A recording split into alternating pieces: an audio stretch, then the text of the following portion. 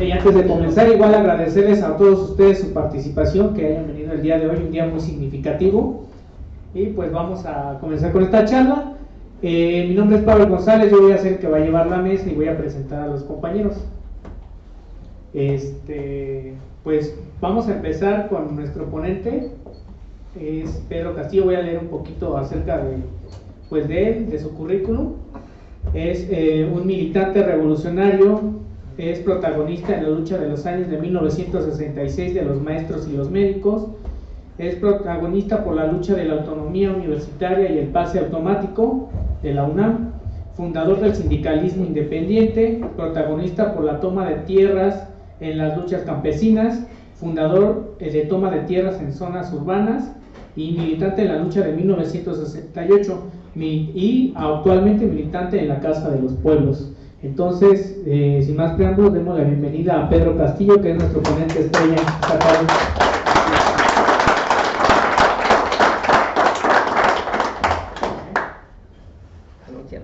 También va a estar en la mesa Miguel Ángel González y Yolilitsi, perdón.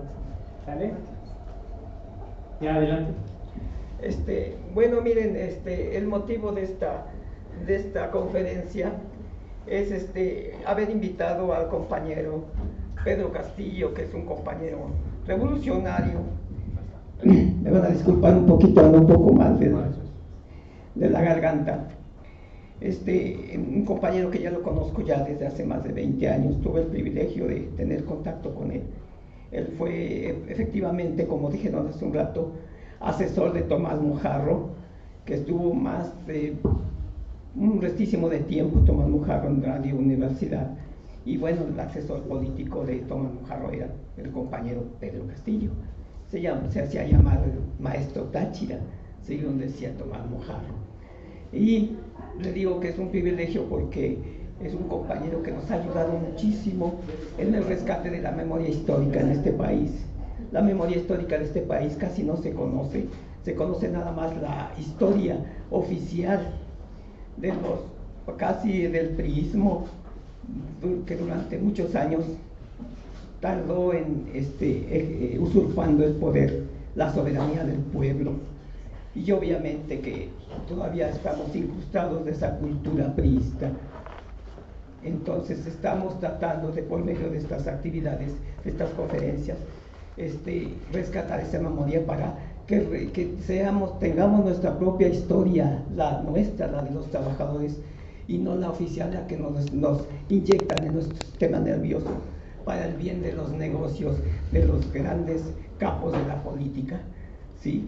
Este tema que nos va a presentar el compañero Pedro, que es el movimiento popular y estudiantil de 1968, no es una narrativa como todos los años han pasado y que dan pláticas al respecto, pero que no llegan al fondo de lo que realmente fue el movimiento popular y estudiantil de 68, ¿sí? La mayor parte se la pasan los intelectuales, inclusive algunos escritores muy renombrados, se la pasan nada más haciendo una narrativa de la represión y de la masacre que hubo, que efectivamente la hubo, pero el fondo del asunto del movimiento del 68 no es la represión ni la masacre, es las lecciones que nos dejó el 68 y que están obviamente ocultas porque no le conviene al sistema y al gobierno que sepamos realmente la verdad por lo que sucedió en ese movimiento.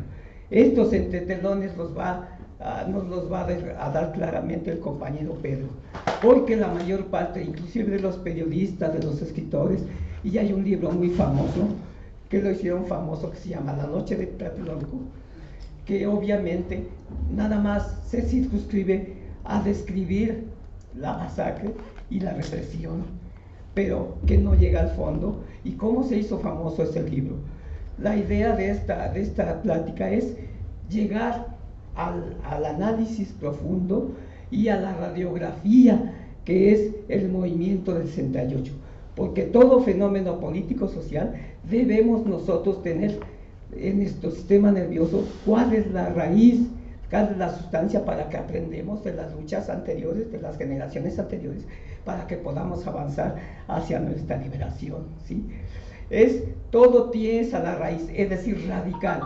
Hoy el lenguaje adulterado nos dicen que radical es pelea, es desmadre, no es cierto. La raíz, la cuestión radical es llegar a la raíz de la situación, como todo debe ser desde la raíz. Por ejemplo, yo acabo de tener cáncer y tengo un mes de salir del hospital, estuve 2 años con tratamiento y afortunadamente ya pasó esa situación, pero llegaron a la raíz. Si los médicos, ¿qué hubiera pasado si no hubieran llegado a la raíz del problema del cáncer? Seguramente ustedes ya saben que estuviera muerto, porque si no se extirpa el problema de la raíz, nunca funcionan las cosas. En política es lo mismo, y es lo que vamos a tratar ahorita, ver la raíz del movimiento estudiantil 68 para que veamos la narrativa que debe ser, no la que nos ocultan. Entonces, estamos aquí con el compañero Pedro, y adelante, compañero. Bueno, buenas tardes, compañeras y compañeros. Buenas tardes.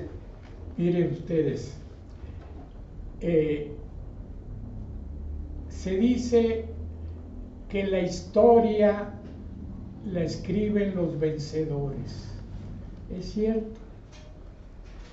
Pero lo más trágico es que la verdadera historia la ocultan los vencedores.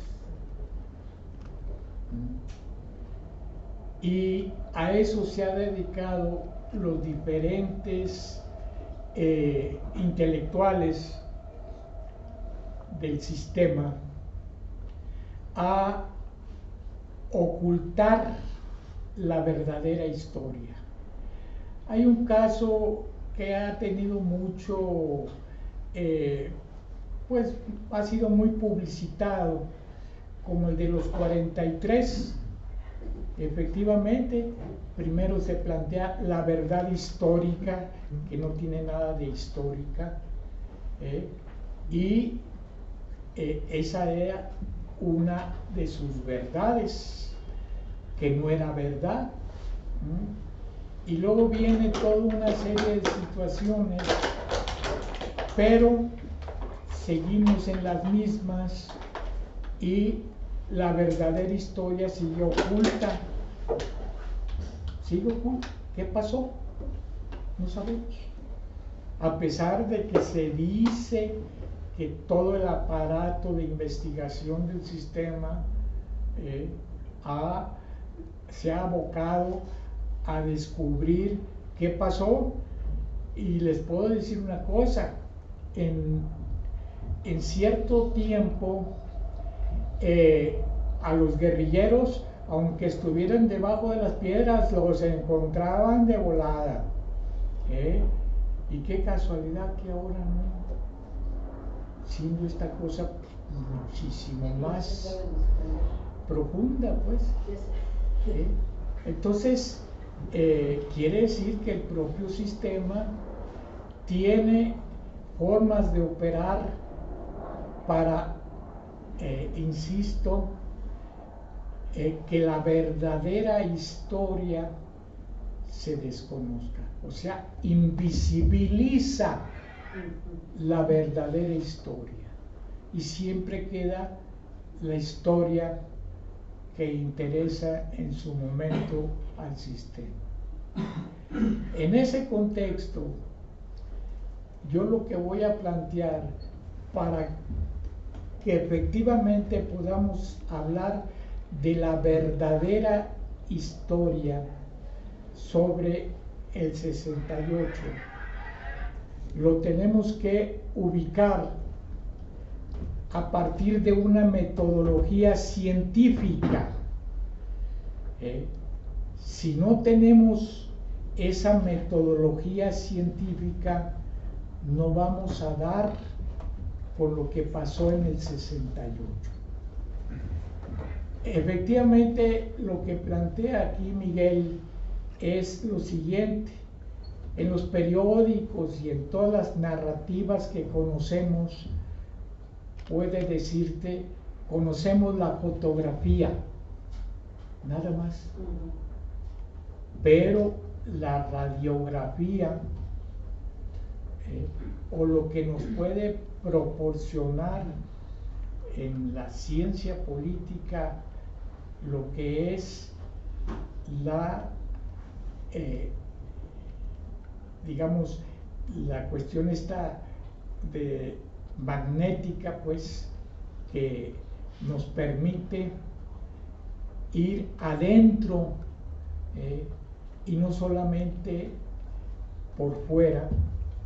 Si no tenemos esas herramientas científicas, no vamos a saber qué pasó, qué hay adentro, en las entrañas de esa parte de nuestra historia.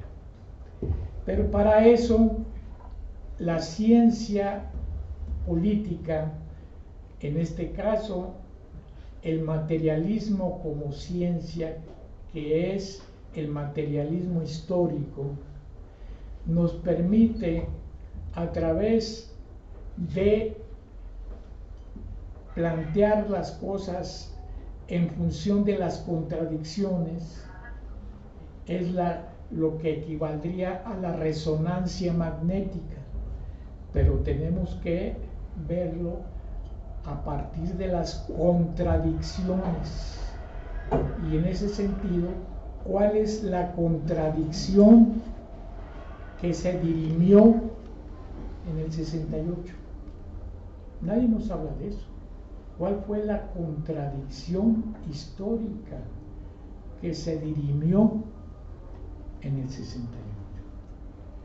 Para eso tenemos que plantear las cosas en función de la lucha de clases.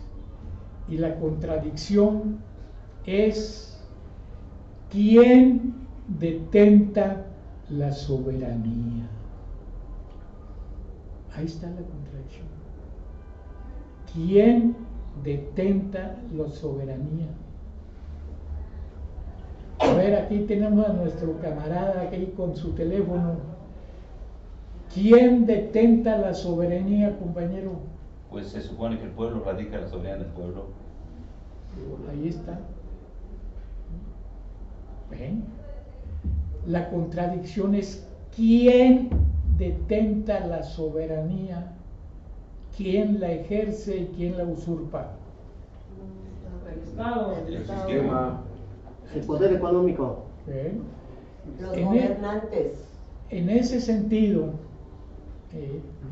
es como tenemos que enfocar las cosas. Y miren, históricamente, el monarca, una vez que se da la conquista, el monarca de España ejercía la soberanía, era el soberano absoluto por derecho divino. Y el virrey ejercía la soberanía relativa que le otorgaba el rey de España, pero la ejercía como soberano absoluto, aunque era una soberanía relativa porque el soberano absoluto era el rey de España. Llega un momento en que el pueblo de México dice: no queremos virreyes, ni buenos ni malos, no queremos. Y se da la independencia. Pero, ¿qué sucede? ¿Quién ejerce la soberanía? O sea, ¿quién toma el poder? Iturbide. Y lo toma como emperador. Y sigue haciendo lo mismo